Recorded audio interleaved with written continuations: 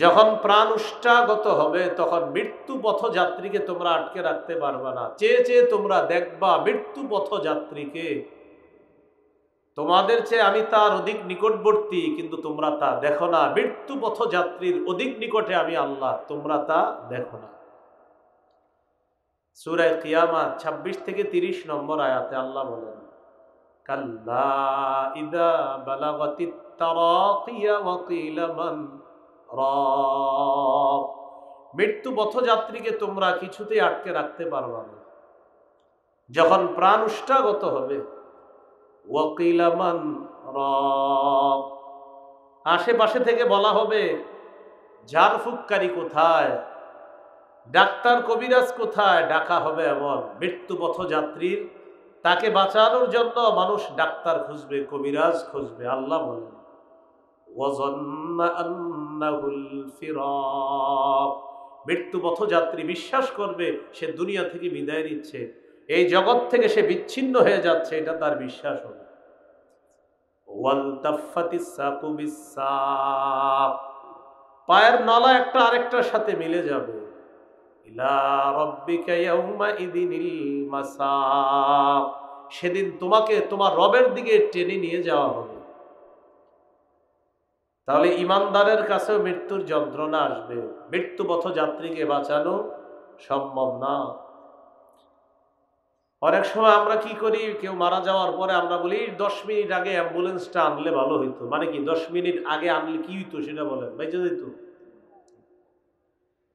মারা যাওয়ার পরে এগুলো আর বলবেন না। মারা যাওয়ার পরে ইন্না লিল্লাহি ওয়া ইন্না ইলাইহি রাজিউন, বাস এটা পড়া। মৃত্যুর আগে বলতে পারেন যে ভাই ডাক্তার সাহেব আরো আগে আসতে পারলেন না। মৃত্যুর পরে আর কিছু বললেন না, মৃত্যুবরণ করছে, বাস শেষ, তার জীবন শেষ। কিন্তু আমরা পোস্টারের মধ্যে লিখি অমুকের অকাল মৃত্যুতে আমরা শোকাহত, অমুকের অকাল মৃত্যুতে আমরা শোকাহত। আচ্ছা কবে বললে ঠিক ছিল সেটা বলুন। এই যে লেখলেন অকাল মৃত্যুতে শোকাহত, তার বিদেহী আত্মার মাগফিরাত কামনা করছি, তো উনি কবে বললে ঠিক ছিল? অকাল মৃত্যু এটা বলবেন না, এটা লিখবেন না, এটা মুখে উচ্চারণ করবেন না। অকাল মৃত্যু মানে কি? তার যখন মৃত্যু হওয়ার কথা তখনই হয়েছে, এটা অকাল না, এটা সঠিক কাল। অকাল মৃত্যু বলবেন? অকাল মৃত্যু বলবেন না। এ হলো মৃত্যুর যন্ত্রণা।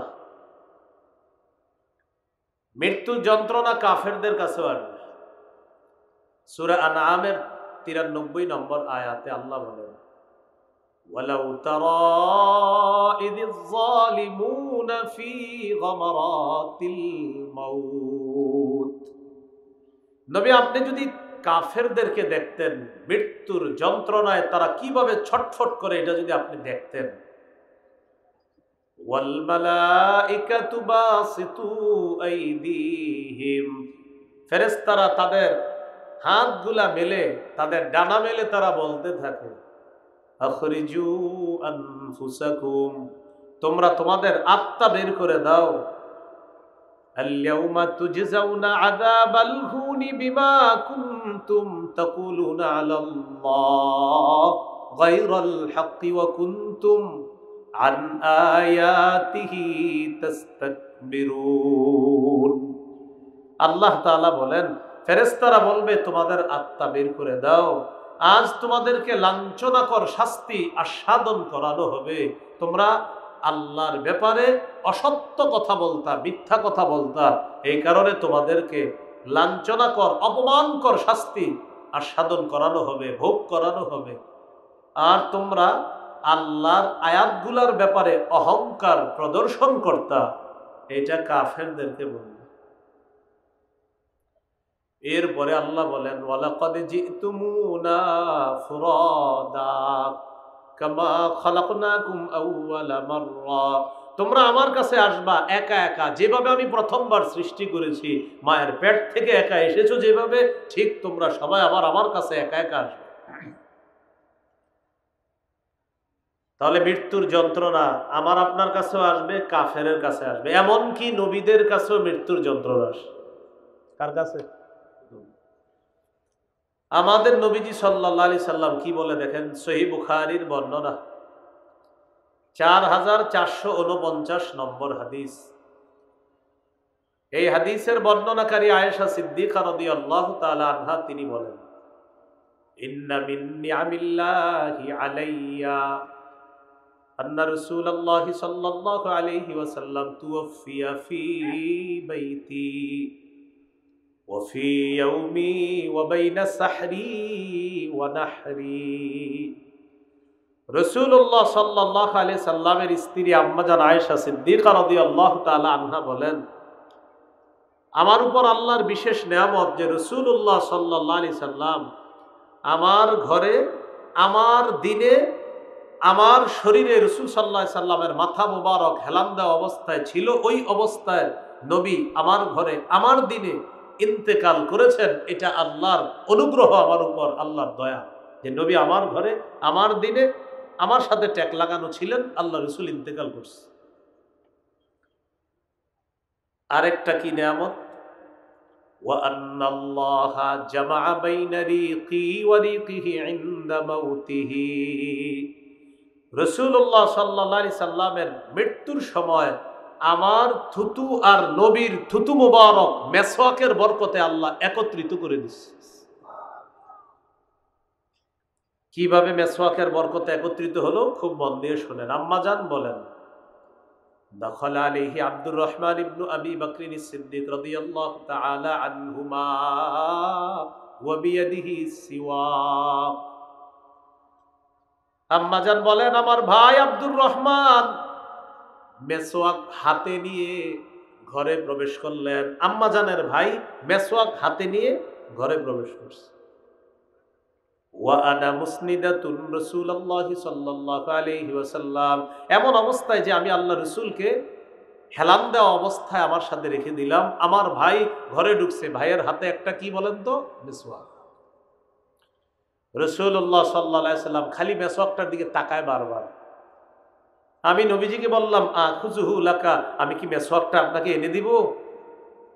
ফাশারা বিরাসিহি নাআম, নবী মাথা নাড়িয়ে বললেন, হ্যাঁ মেসওয়াকটা দাও। আমি মেসওয়াকটা নিলাম। নেওয়ার পর মেসওয়াকটা আল্লাহ রাসূল সাল্লাল্লাহু আলাইহি সাল্লামকে দিলাম। ফাশতাদ্দা আলাইহি, নবীজির মেসওয়াক করতে কষ্ট হলো। কেন? মেসওয়াক যে অংশ দিয়ে করে বলেন, ওই অংশ কি শক্ত থাকবে না নরম? নরম। তো আম্মা জান আয়েশা সিদ্দিকা রাদিয়াল্লাহু তাআলা আনহা বলেন, রাসূলুল্লাহ সাল্লাল্লাহু আলাইহি সাল্লামের মেসওয়াক করতে কষ্ট হলো। কেন? মেসওয়াক শক্ত। আমি নবীজিকে বললাম, উলাইয়িনুহু লাকা, আমি কি মেসওয়াকটা আপনাকে নরম করে দিব? মাথা নাড়িয়ে বললেন, হ্যাঁ মেসওয়াকটা নরম করে দাও। খুব বুঝবেন।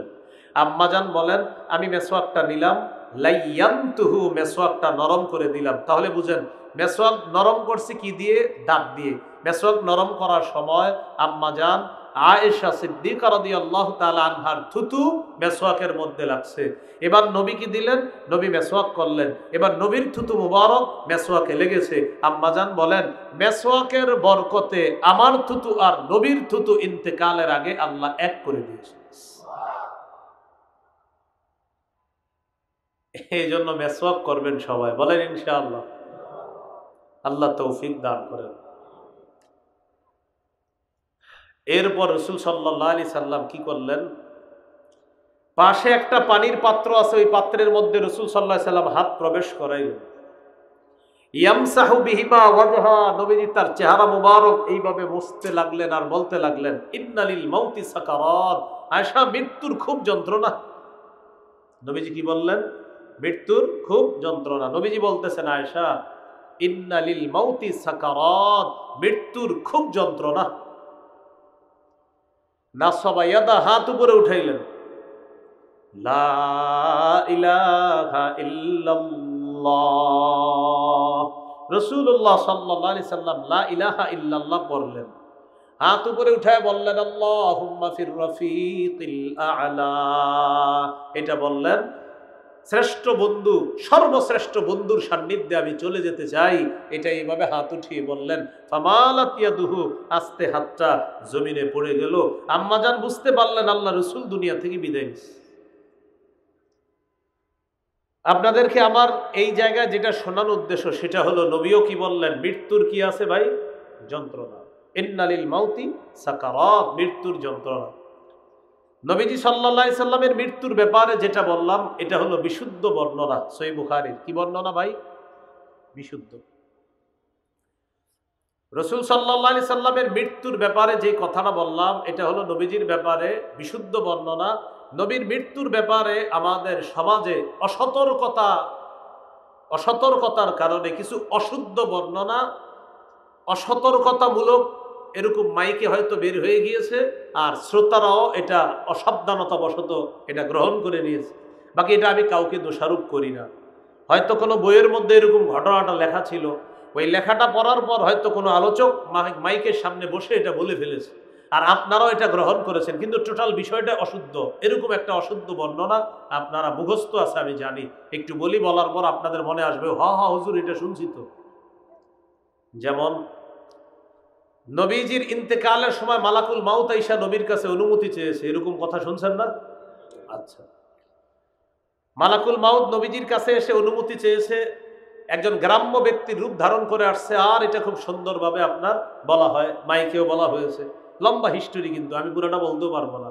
টোটাল বর্ণনাটা জাল বর্ণনা, যে এক গ্রাম্য ব্যক্তির রূপ ধারণ করে মালাকুল মাউত আসছে আর নবীর কাছে অনুমতি চেয়েছে, এই বর্ণনা পুরাটা কি জাল।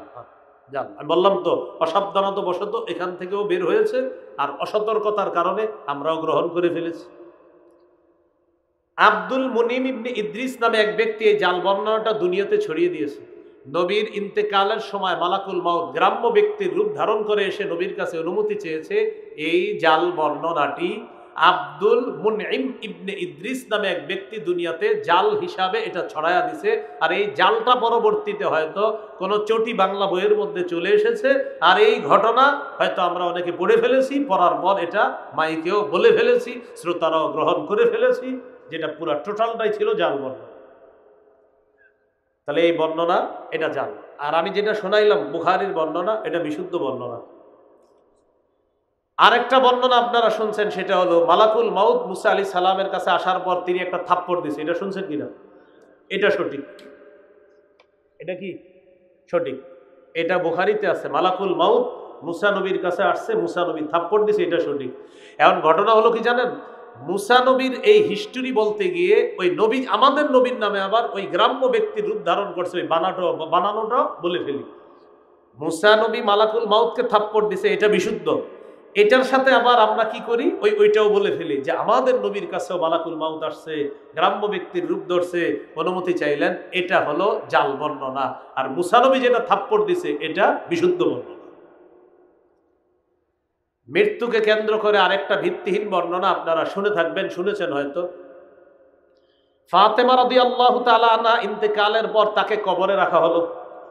রাখার পর আবু যর গিফারি রাদিয়াল্লাহু তাআলা কবরের সাথে কথা বলছে, শুনছেন এরকম আপনারা? কবরকে বলছে, কবর তুমি কি জানো কাকে রেখে গেলাম? শুনছেন কিনা? ভিত্তিহীন বর্ণনা। কবর কোনো জবাব দেয় না। তখন আবু যর বলছে, কবর তোমার মাঝে হযরত আলীর স্ত্রীকে রেখে গেলাম। কবর কোনো জবাব দেয় না, ভিত্তিহীন বর্ণনা। পরে কবরকে বলছে, কবর জানো কাকে রেখে গেলাম? তোমার মাঝে হাসান হুসাইন রাদিয়াল্লাহু আনহুমার আম্মাকে রেখে গেলাম। কবর জবাব দেয় না, ভিত্তিহীন বর্ণনা। শেষে বলছে, কবর তোমার মাঝে মুহাম্মদুর রাসূলুল্লাহ সাল্লাল্লাহু আলাইহি সাল্লামের কন্যা ফাতেমাকে রেখে গেলাম। কবর কোনো জবাব দেয় না। শেষে কবর জবাব দিছে কি, আবু যর আমাকে এইগুলা বইলা লাভ নাই। আচ্ছা, একজন সাহাবীর কি দরকার কবরকে এগুলা বলা, আর কবর পাল্টা জবাব দেওয়া দরকারটা কি বলেন? এটা ভিত্তিহীন বর্ণনা। আমি জানি এটা ম্যাক্সিমাম লোক শুনছেন এই বর্ণনা, এটা ভিত্তিহীন।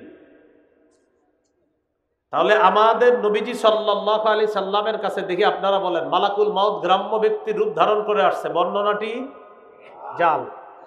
আমাদের নবীজি সাল্লাল্লাহু আলাইহি সাল্লাম ইন্তেকালের সময় পানিতে হাত দিছে, চেহারা মুছেছেন, আল্লাহুম্মা ফির রফিকিল আ'লা বলেছেন, মিসওয়াক করেছেন, এটা বিশুদ্ধ বর্ণনা। মালাকুল মাউতকে মুসা নবী থাপ্পড় দিয়েছেন, এটা বিশুদ্ধ বর্ণনা। ফাতেমা রাদিয়াল্লাহু তাআলা আনহাকে মৃত্যুর পর কবরে রেখে আবু যর গিফারি কবরের সাথে কথা বলেছেন, এটা অশুদ্ধ বর্ণনা, ভিত্তিহীন বর্ণনা। তাহলে আমরা এমন একটা জীবন দরকার, অশুদ্ধ আর বিশুদ্ধ পার্থক্য করে বিশুদ্ধটা গ্রহণ করা, অশুদ্ধটা বর্জন করা, এই মানসিকতা আছে সবার? আল্লাহ তৌফিক দান করেন। এই হলো আপনার মৃত্যুকে কেন্দ্র করে বিভিন্ন ঘটনা। ফাতেমা রাদিয়াল্লাহু তাআলা আনহার মৃত্যুর ব্যাপারে বিশুদ্ধ বর্ণনা কোনটা? তিনি ইন্তেকাল করেছেন, তার স্বামী হযরত আলী জানাজা পড়িয়েছেন, তিনি দাফন করেছেন কবরে, এটা বুখারীতে আছে। এটা হলো বিশুদ্ধ বর্ণনা। তাহলে ওই আবু যর গিফারি রাদিয়াল্লাহু তাআলা আন কবরের সাথে কথোপকথন করা, এগুলা শুনে হয়তো আপনারা অনেকে কেঁদেছেন, প্রচুর কান্না করছেন। এই বর্ণনাগুলা টোটাল জাল বর্ণনা। আল্লাহ আমাদের সকলকে ভিত্তিহীন জাল বর্ণনা থেকে বাঁচার তৌফিক দান করেন। তাহলে মৃত্যু এক নাম্বার আলোচনা গেল, 2 নাম্বার মৃত্যুর যন্ত্রণা গেল, 3 নাম্বার আলোচনা কবর। মুসনাদে আহমদ হাদিসের কিতাবের 18,557 নম্বর হাদিস। এই হাদিসের বর্ণনাকারী বারা ইবনে আযিব রাদিয়াল্লাহু তাআলা আন তিনি বলেন, খরাজনা মা রাসূলিল্লাহি সাল্লাল্লাহু আলাইহি ওয়াসাল্লাম ফি জানাজাতি রাজুলিন মিনাল আনসার। রাসূলুল্লাহ সাল্লাল্লাহু আলাইহি ওয়াসাল্লামের সাথে এক আনসারী সাহাবীর জানাজা পড়ার জন্য আমরা বের হলাম। হাত্তা ইনতাহাইনা ইলাল কবরি ওয়া লাম্মা ইউলহাদ, কবরের কাছে পৌঁছে গেলাম, যেই কবরের মধ্যে এখনো লাশ রাখা হয় নাই। নবীর সাথে এক আনসারী সাহাবীর জানাজায় বের হলাম, কবরের কাছে পৌঁছে গেলাম, কবরে এখনো লাশ রাখা হয় নাই। ফাজালাসা রাসূলুল্লাহ সাল্লাল্লাহু আলাইহি ওয়াসাল্লাম, নবীজি বসে গেলেন, নবীজি কবরের সামনে বসে গেলেন।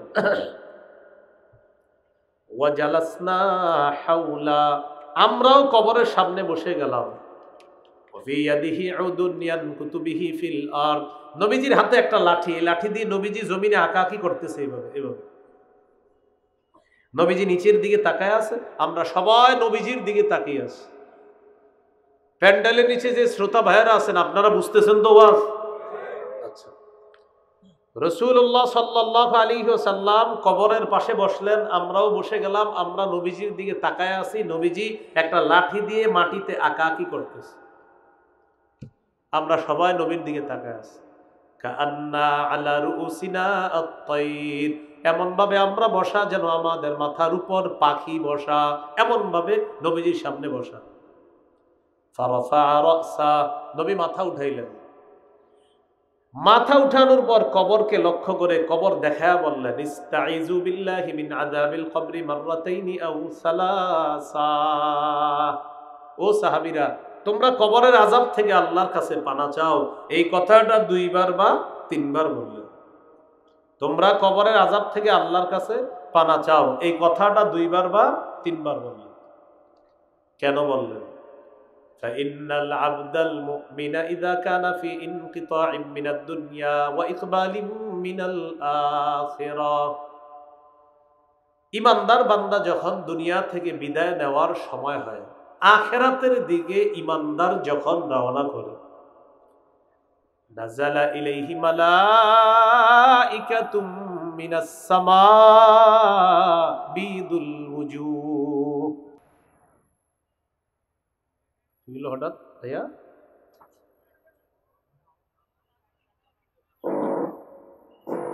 সাবধানে সাবধানে, ঠান্ডা মাথায় ঠান্ডা মাথায় দেখেন।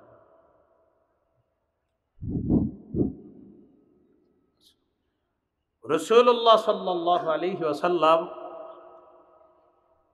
বললেন, ইমানদার বান্দা যখন দুনিয়া থেকে বিদায় নেওয়ার সময় হয়, আখিরাতের দিকে যখন রওনা করে, নাযালা ইলাইহি মালাইকাতুম মিনাস সামা বিদুল ওয়ুজুহ, ইমানদার বান্দার আত্মা স্বাগত জানানোর জন্য সূর্যের মতো সুন্দর চেহারা বিশিষ্ট অসংখ্য অগণিত ফেরেশতা জান্নাতের কাফনের কাপড় আর সুগন্ধি নিয়ে ইমানদার বান্দার আত্মার স্বাগত জানানোর জন্য দলে দলে ফেরেশতারা দুনিয়াতে আসে। হাত্তা ইয়াজলিসু মিনহু মাদ্দা বাসারিহি, ইমানদারের নজর যেই পরিমাণ যায়, দৃষ্টির শেষ সীমানা পর্যন্ত ফেরেশতারা 2টি সারি হয়ে বসে যায়। ইমানদারের সামনে অসংখ্য অগণিত ফেরেশতা 2টা সারি হয়ে তারা বসে যায়, মালাকুল মাউতের অপেক্ষা করে। সুম্মা ইয়াজিউ ইলাইহি মালাকুল মাউত, এরপর মৃত্যুর ফেরেশতা আসে ইমানদারের কাছে। হাত্তা ইয়াজলিসা ইনদা রাসিহি, মৃত্যুর ফেরেশতা আসার পর ইমানদারের মাথার কাছে বসে। ইমানদারের মাথার কাছে বসার পর ইমানদারকে লক্ষ্য করে বলে, আইয়াতুহান নাফসুত তাইয়্যিবা, হে পবিত্র আত্মা, উখরুজি ইলা মাগফিরাতিল্লাহ ওয়া ইলা রিদওয়ানি, হে পবিত্র আত্মা, তুমি বের হও, আল্লাহর ক্ষমার দিকে বের হও, আল্লাহর সন্তুষ্টির দিকে বের হও। আল্লাহ তোমাকে ক্ষমা করে দিয়েছেন, আল্লাহ তোমার প্রতি সন্তুষ্ট হয়ে গিয়েছেন, তুমি বের হও। বলেন তো আমার সাথে, হে পবিত্র আত্মা। বলেন, বলেন আল্লাহ। মালাকুল মাউত যেন আমাদেরকে এভাবেই সম্বোধন করে মৃত্যুর সময়। কি আত্মা বলে? হে পবিত্র আত্মা। তো মালাকুল মাউত বলবে, আইয়াতুহান নাফসুত তাইয়্যিবা, হে পবিত্র আত্মা, উখরুজি ইলা মাগফিরাতিল্লাহি ওয়া রিদওয়ানি, তুমি বের হও, আল্লাহর ক্ষমার দিকে বের হও, আল্লাহর সন্তুষ্টির দিকে বের হও। ইমানদারের আত্মাটা যখন বের হবে, তাসিলু কামা তাসিলুল কতরাতু মিন ফিস সিকা, পাত্রের পানি যেমন বের হয়, শেষের ফোঁটাগুলা যেমন আস্তে আস্তে বের হয়, ইমানদারের আত্মাটা এইভাবে আস্তে আস্তে তার দেহ থেকে বের হবে। পাত্রের পানিগুলা ফোটায় ফোটায় আস্তে আস্তে যেমন শেষের দিকে বের হয়, ইমানদারের আত্মাটা এইভাবে বের হয়ে মালাকুল মাউত নিয়ে আসবে। সামনে কারা আছে দেখি, ওয়াজ বুঝছেন কিনা? সামনে কারা? এইখানে তো আপনারা। ইমানদারের সামনে কারা? মাশাআল্লাহ মাশাআল্লাহ। কারা? ফেরেশতারা অপেক্ষা করতেছে, তাড়াতাড়ি দাও, আত্মাটা দাও, আমাদের কাছে দাও। লাম ইয়াদউ ফি ইয়াদিহি তারফাতা আইন, মালাকুল মাউত আত্মাটা তার হাতে চোখের পলক পরিমাণও রাখতে পারবে না। সামনে যারা, তারা ফায়াখুজুনা, আত্মাটা নিবে, ফায়াজআলুনা ফিল কাফনি, জান্নাতের কাফনের কাপড়ের মধ্যে আত্মাটা রাখবে। রাখার পর আত্মাটা পেঁচাবে, পেঁচানোর পর সুগন্ধি মাখবে, মাখার পর ফায়াসআদুনা বিহা ইলাস সামা, ইমানদারের আত্মা নিয়ে ফেরেশতারা আসমানের দিকে রওনা করে। আমার আপনার যেন মরণটা এরকমই হয়।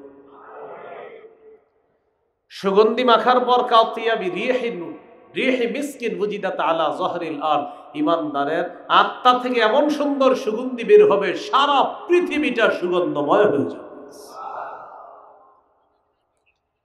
ফায়ামুরুনা বিহা আলা মালাইম মিনাল মালাইকা মা হাদিহির রূহুত তাইয়্যিবা, আত্মা বহনকারী ফেরেশতারা যখন যায়, এই ফেরেশতাদেরকে অন্য ফেরেশতারা জিজ্ঞাসা করে, মা হাদিহির রূহুত তাইয়্যিবা, এই পবিত্র আত্মা এটা কি? কার আত্মা? কোথায় নিয়ে যাও? আত্মা বহনকারী ফেরেশতারা জবাব দেয়, ফুলান ইবনু ফুলান, এটা অমুকের সন্তান, অমুকের আত্মা। এই আত্মা নিয়ে আসমানের দিকে আমরা রওনা করলাম। প্রথম আসমানের কাছে যায়, যাওয়ার পর আসমানের দরজা খুলে দেওয়ার অনুমতি চায়। ইমানদারের আত্মা নিয়ে প্রথম আসমানে প্রবেশ করবে, করার পর ফায়ুশাইয়ুহু মিন কুল্লি সামাইন মুকাররিবুহা, যত ফেরেশতাদের সামনে দিয়ে ইমানদারের আত্মাটা নিয়ে যাবে, প্রত্যেকটা ফেরেশতাদের দল স্বাগত জানাতে জানাতে আত্মা পরবর্তী আসমানে পাঠায় দিবে। এক আসমান, দুই, এইভাবে করতে করতে হাত্তা ইউনতাহা বিলহা ইলাস সামাইস সাবিআ, আত্মাটা সপ্তম আসমানে নিয়ে যাবে। সুবহানাল্লাহ। কার আত্মা? ইমানদারের। বলেন কার আত্মা? সপ্তম আসমানে নিয়ে যাওয়ার পর আল্লাহ তাআলা বলবেন, উকতুবু কিতাবা আবদি ফি ইল্লিয়িন, আমার বান্দার আমল নামা তোমরা ইল্লিয়িনের মধ্যে লিপিবদ্ধ করে দাও। ইল্লিয়িনের মধ্যে আমার বান্দার আমল নামাটা তোমরা লিপিবদ্ধ করে দাও। প্রিয় মুসলমান ভাইয়েরা, যদি আমার আপনার মৃত্যুর পর ইল্লিয়িনের মধ্যে আমল নামাটা খালি লিপিবদ্ধ করানো যায়, বাস জান্নাতের কাগজপত্র রেডি হয়ে গেল। এখন কিছু ধাপ বাকি আছে, শুধু নিয়ম মেনটেন করিয়ে আল্লাহ তাআলা জান্নাত দিয়ে দিবেন। এই জন্য খুব বেশি দোয়া করা, আমি আপনাদের জন্য, আপনারাও আমার জন্য, যেন আমাদের মৃত্যুর পর প্রথম আমল নামাটা ইল্লিগিনের মধ্যে লিপিবদ্ধ করাইতে পারি, আল্লাহ তৌফিক দান করেন। এবার আমার সাথে তিনটি কথা বলতে হবে: দেহ, আত্মা, আমল নামা। দেহ কবরে, আত্মা সপ্তম আকাশে, আমল নামা ইল্লিগিনে। এবার আপনারা বলেন, দেহ কোথায়, আত্মা, আমল নামা ইল্লিগিনে। দেহটা আমরা কবরে রেখে আসলাম, রেখে আসার পর সপ্তম আসমানে হলো আপনার আত্মাটা। আল্লাহ তাআলা ফেরেশতাদেরকে বলবেন, আইদুহু ইলাল আরদ, আমার বান্দার আত্মাটা জমিনের মধ্যে আবার নিয়ে যাও। কবরের মধ্যে তার দেহ আছে, দেহের মধ্যে তার আত্মাটা ফিরিয়ে দিয়ে দাও। তুআদু রূহুহু কামা কানা তুআদু রূহুহু ফি জাসাদিহি কামা কান। ইমানদারের আত্মাটা তার দেহের মধ্যে ফিরিয়ে দেওয়া হবে, যেমন ছিল আত্মা আবার তার দেহের মধ্যে ফিরিয়ে দেওয়া হবে। ফায়াতিয়ানিহি মালাকান, দুইজন ফেরেশতা তার কাছে আসবে। আসার পর ফায়ুজলিসানিহি, তাকে বসাবে। বসানোর পর ফায়াসআলানিহি, তাকে প্রশ্ন করবে, মার রব্বুকা, তোমার রব কে, জবাব দাও। বলেন কে? দিল থেকে। কে? দিল থেকে আরো জোরে। এক নাম্বার প্রশ্ন, তোমার রব কি? ইমানদার জবাব দিবে, রব্বি আল্লাহ, আমার রব হলেন আল্লাহ। দুই নাম্বার প্রশ্ন, মা দীনুকা, তোমার ধর্ম কি? জবাব দিবে, দীনিয়াল ইসলাম, আমার দিন হলো ইসলাম। দিন কি? বলেন, জমিনে, আসমানে, আল্লাহর দিন একটাই, ইসলাম। জমিনে আসমানে দিন কয়টা? নাম কি? ইসলাম। আকীদাতুত তাহাবীতে আছে, দীনুল্লাহি ফিল আরদি ওয়াস সামাই ওয়াহিদুন, আসমানে জমিনে দিন একটাই, ইসলাম। সূরা আলী ইমরানের 19 নম্বর আয়াতে আছে, ইন্নাদ দীনা ইনদাল্লাহিল ইসলাম, আল্লাহর কাছে একমাত্র দিন হলো ইসলাম। ইবনে তাইমিয়া রাহমাতুল্লাহি আলাইহি বলেন, মাল্লাম ইকিররা বাতিনান ওয়া যাহিরান আল্লাহ লা ইয়াকবালু দীনান সিওয়াল ইসলাম ফালাইসা বিমুসলিমিন। কেউ যদি মুখে অথবা অন্তরে এই কথা স্বীকার না করে যে আল্লাহ তাআলা ইসলাম ছাড়া অন্য কিছু গ্রহণ করবে না, এটা যদি কেউ স্বীকার না করে, স্বীকার করতে হবে। কি স্বীকার করতে হবে? মুখেও বলতে হবে আল্লাহ শুধুমাত্র ইসলাম গ্রহণ করবে, আল্লাহ শুধুমাত্র ইসলামকে দিন হিসাবে গ্রহণ করবে, এটা স্বীকার করতে হবে মুখেও অন্তরেও। কেউ যদি মুখে স্বীকার করে অন্তরে অস্বীকার করে, সে মুসলমান না। ফালাইসা বিমুসলিমিন, সে মুসলমান না। শাইখুল ইসলাম ইবনে তাইমিয়ার ফতোয়া। সূরা আলী ইমরানের 85 নম্বর আয়াতে আল্লাহ বলেন, ওয়ামাই ইয়াবতাগি গায়রাল ইসলামি দীনান ফালাই ইউকবালা মিন, যে ব্যক্তি ইসলাম ছাড়া অন্য কিছুকে দিন হিসাবে কামনা করবে, এটা কিছুতেই তার থেকে গ্রহণ করা হবে না। তাহলে 2 নম্বর প্রশ্ন, তোমার দিন কি? সে জবাব দিবে কি? ইসলাম। 3 নম্বর, ওমান হাদার রাজুলুল্লাযী বুইসা ফীকুম, এই মানুষটাকে চেনো কিনা যাকে তোমাদের মাঝে প্রেরণ করা হয়েছে? জবাব দিবে, হাদা নবী মুহাম্মাদুন সাল্লাল্লাহু আলাইহি ওয়াসাল্লাম, তিনি হলেন আমার নবী মুহাম্মদ সাল্লাল্লাহু আলাইহি ওয়াসাল্লাম। ফেরেশতারা বলবে, আইনা ওয়াজাদতা হাদা, আচ্ছা তুমি এই প্রশ্নের জবাব কোথায় পেয়েছো? ওই ব্যক্তি জবাব দিবে, ক্বারাআতু কিতাবাল্লাহ, আমি আল্লাহর কোরআন পড়েছিলাম, সেখান থেকে আলেমদের কাছ থেকে আমি জেনেছিলাম এই 3 প্রশ্নের জবাব। এই প্রশ্নের জবাব জেনে আমি কবরের মধ্যে আসছি। আল্লাহ তাআলা ফেরেশতাদেরকে ডেকে বলবেন, আন সাদাকা আব্দি, আমার বান্দা যা বলছে সত্য কথা, আমি আল্লাহ আমার বান্দাকে সত্যায়ন করে দিলাম, আমার বান্দার সব কথা সত্য কথা। এবার আল্লাহ বলবেন, আফরিশুহু মিনাল জান্নাহ, আমার বান্দার কবরে জান্নাতের বিছানা বিছায়া দাও। ওয়া আলবিসুহু মিনাল জান্নাহ, তার শরীরে জান্নাতের পোশাক পরায়া দাও। ওয়াফতাহু লাহু বাবান ইলাল জান্নাহ, তার কবর থেকে জান্নাত পর্যন্ত একটা দরজা খুলে দাও। ফায়াতিহা মিন রিহিহা ওয়া তিবিহা, ওই দরজা দিয়ে জান্নাত থেকে অসংখ্য অগণিত নাজ নেয়ামত দেখা যাবে, আর জান্নাতের সুগন্ধি তার কবরে আসতে থাকবে, কবরটা জান্নাতের বাগান হয়ে যাবে। ফায়ুফসাহু লাহু ফি কবরিহি মাদ্দা বাসরিহি, তার কবরের মধ্যে নজর যেই পরিমাণ যাবে চারদিকে এই পরিমাণ পর্যন্ত কবরটা চারদিকে প্রশস্ত করে দেওয়া হবে। কবরের জগৎটা তার দৃষ্টির শেষ সীমানা পর্যন্ত প্রশস্ত করে দেওয়া হবে। আর ওয়ায়াতানাওয়ারু লাহু, কবর আলোকিত হয়ে যাবে। কবর কি হবে? এই জন্য মোমবাতি টুমবাতি জ্বালানো দরকার নেই। হ্যাঁ, কি জ্বালানো দরকার নাই? কারণ ইমানের পাওয়ার থাকলে এমনি আলোকিত হবে, আলাদা মোমবাতি জ্বালানো দরকার নেই। এই হলো ইমানদার বান্দার অবস্থা। ওয়া ইন্নাল আবদাল ফাজির ইযা কানা ফি ইনকিতাইম মিনাদ দুনিয়া ওয়া ইকবালিম মিনাল আখিরাহ, পাপাচার বান্দা যখন দুনিয়া থেকে বিদায় নেওয়ার সময় হয়, নাযালা ইলাইহি মালাইকাতুম মিনাস সামা সুদুল উজুহ, কালো চেহারা বিশিষ্ট একদল ফেরেশতা পাপাচারের সামনে আসে। মাআহুমুল মাসুক, সালার বস্তা থাকবে, সালার চট থাকবে সাথে। সুম্মা ইয়াজিউ ইলাইহি মালাকুল মাউত, তারপর মৃত্যুর ফেরেশতা আসবে। আসার পর তার মাথার কাছে বসবে। দেখলেই বড় ভয়ঙ্কর, মৃত্যুর ফেরেশতাকে ভয়ঙ্কর ভাবে দেখবে। মালাকুল মাউত তাকে ডেকে বলবে, আইয়াতুহান নাফসুল খাবিসা, হে খারাপ আত্মা, উখরুজি ইলা সাকাতিল্লাহ, তুই বের হ, আল্লাহ তোর উপর রাগান্বিত, তোর উপর গোসা, বের হ। পাপাচার বান্দাকে তার আত্মাটা বের করে আনা হবে। ওই বস্তা সালার চটের মধ্যে নিয়ে এটা পেঁচাবে, এত দুর্গন্ধ বের হবে, উজিদাত আলা জহরিল আর, পুরা দুনিয়া দুর্গন্ধযুক্ত হয়ে যাবে, ফেরেশতারা এই গন্ধ পাবে। আত্মা নিয়ে রওনা করে আসমানের দিকে। অন্য ফেরেশতারা বলে, মা হাদিহির রূহুল খাবিসা, এই খারাপ আত্মা কার? ফেরেশতারা জবাব দেয়, ফুলান ইবনু ফুলান, অমুকের সন্তান, অমুকের আত্মা। প্রথম আসমানের কাছে যাওয়ার পর বলেন তো, ইমানদারের আত্মা কত নম্বর আসমানে গিয়েছিল? পাপাচারের আত্মা প্রথম আসমানের কাছে যাওয়ার পর আল্লাহ তাআলা বলবে, এটাকে উপরে আনা দরকার নাই, এটারে আসমানে উঠানোই দরকার নাই। উকতুবু কিতাবা আবদি ফি সিজ্জিন, তার আমলনামা সিজ্জিনের মধ্যে লিপিবদ্ধ করো। কিসের মধ্যে? সিজ্জিনের মধ্যে লিপিবদ্ধ করো। দেহটা আমরা কবরে রেখে আসছি, আল্লাহ বলবেন আত্মাটা তার কবরে তার দেহের মধ্যে দিয়ে দাও। আত্মা তার কবরে দেহের মধ্যে দেওয়ার পর দুইজন ফেরেশতা আসবে, তাকে বসাবে, দেখেই সে ভয় পেয়ে যাবে।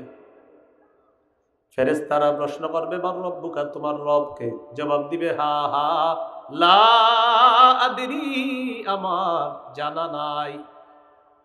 ওমা দীনুকা, তোমার ধর্ম কি? জবাব দিবে, হা হা লা আদরি, আমার জানা নাই। তাকে চিনো কিনা যাকে তোমাদের মাঝে প্রেরণ করা হয়েছে? জবাব দিবে, হা হা লা আদরি, আমার জানা নাই। নাউজুবিল্লাহ বলেন। আল্লাহ তাআলা বলবেন, আনকাযাবা আবদি, আমার বান্দা মিথ্যা কথা বলছে। আল্লাহ বলবে, ও মিথ্যাবাদী।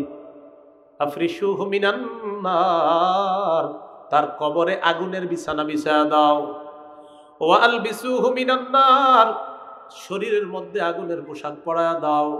উফতাহু লাহু বাবান ইলান নার, কবর থেকে জাহান্নাম পর্যন্ত একটা দরজা খুলে দাও। ফায়াতিহা মিন সামুমিহা ওয়া হামুমিহা, জাহান্নাম থেকে কবরের উত্তপ্ত গরম, ওই জাহান্নামের গরম তার কবরের মধ্যে আসতে থাকবে।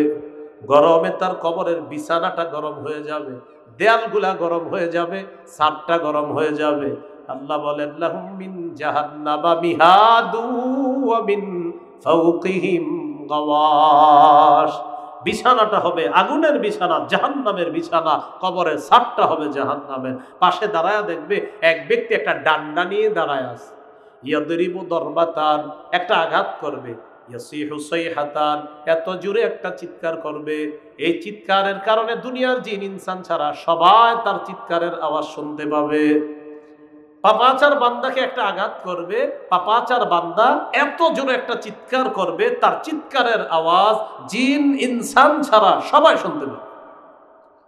নবীজি বললেন, তোমরা এই কবরের আযাব থেকে বানা চাও, কবরের আযাব থেকে বানা চাও। প্রিয় মুসলমান, একদিন নবী কবরের পাশে বসা, কবরের পাশে বসে বসে কান্না করতেছে। সাহাবী উপাস দিয়ে গিয়ে দেখে নবী কি করে, বাকা হাত্তা বাল্লাত সারা মিন দুমুইহি, কান্না করতে করতে সামনের মাটিগুলা ভিজিয়ে ফেলছে। সাহাবীদেরকে লক্ষ্য করে বললেন, ইয়া ইখওয়ানি, ও ভাই সব, লিমিসলি হাযা ফাআইদ্দু। নবী বললেন, ও প্রিয় ভাই সব, এই অবস্থার জন্য তোমরাও প্রস্তুত হও। আজকে তোমাদের যে ভাইকে কবরে রাখবা, তোমাকেও এইভাবে রাখা হবে, তুমিও প্রস্তুত হও, নবী বলে দিলেন। এলো আজকে 3 নাম্বার আলোচনা, মনে আসেনি? মৃত্যু, মৃত্যুর যন্ত্রণা, কবর। 4 নাম্বার হাসর। কেয়ামতের ময়দান আল্লাহ কায়েম করবেন, সুনির্ধারিত কেয়ামতের ময়দান। সূরা নাবা 17 নম্বর আয়াতে আছে, ইন্না ইয়াউমাল ফাসলি কানা মিকাতা। কিয়ামতের ময়দানটা সুনির্ধারিত, বিচার দিবস সুনির্ধারিত। সূরা হুদের 104 নম্বর আয়াতে আছে, ওমা নুআখিরুহু ইল্লা লিআজালিম মা'দুদ। আমি কিয়ামতের দিবসটাকে মুলতবি করে রেখে দিলাম, কিয়ামত আল্লাহ সময় মতো ঘটিয়ে দিবেন।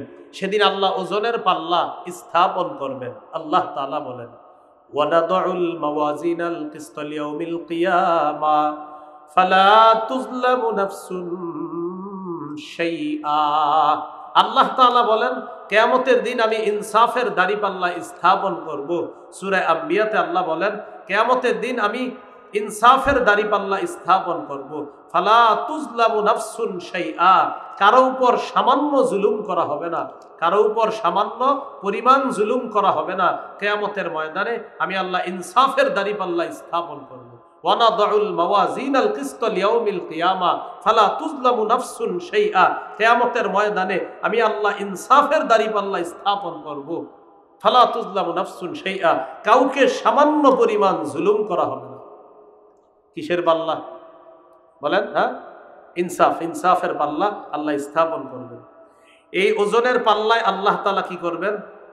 ওজনের পাল্লায় আল্লাহ তাআলা মানুষের আমল ওজন করবেন, অথবা আমল নামা আল্লাহ ওজন করবেন। করার পর কারো আমল দিবেন, আমল নামা দিবেন ডান হাতে, কারো বাম হাতে।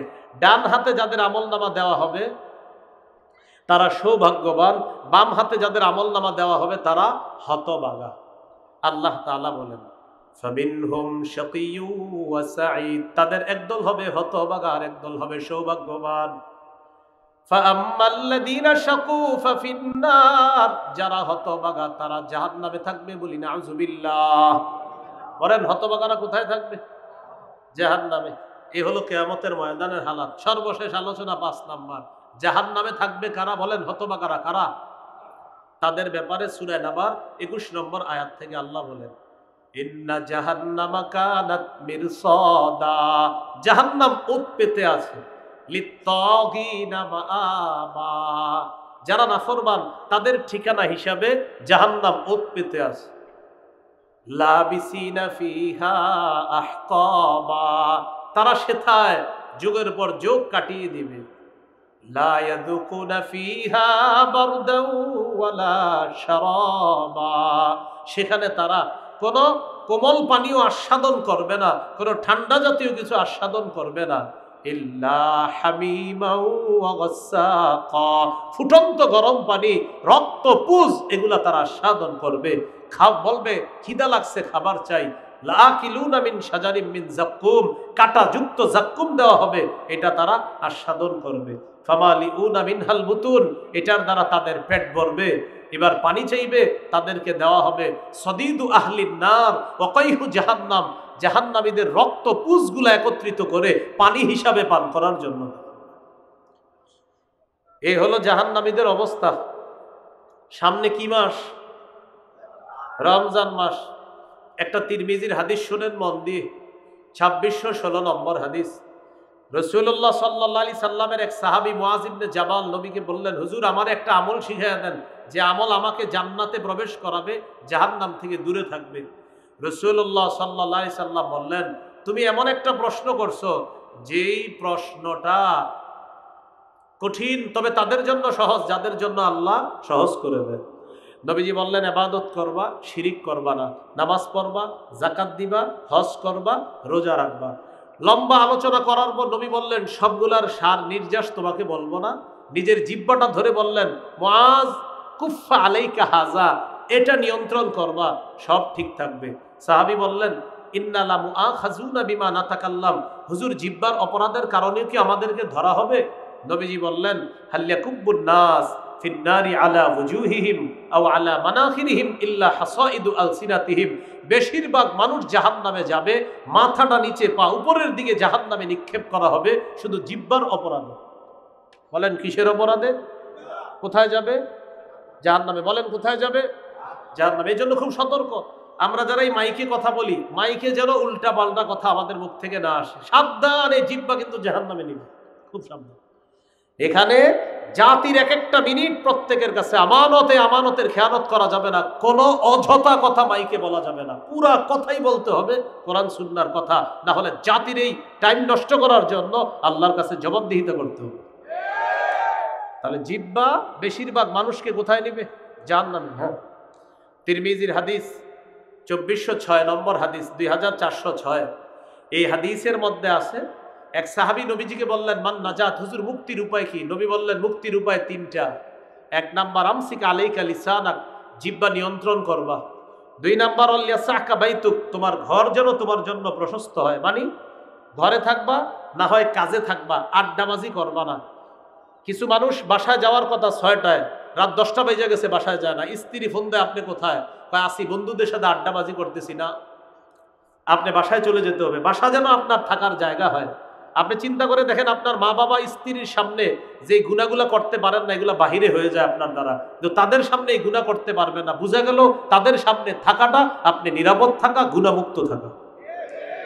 3 নাম্বার রবকে আলা খাতিআতি, গুনাহের জন্য তুমি কান্নাকাটি করবা। গুনাহের জন্য কি করবা? কান্নাকাটি করবা।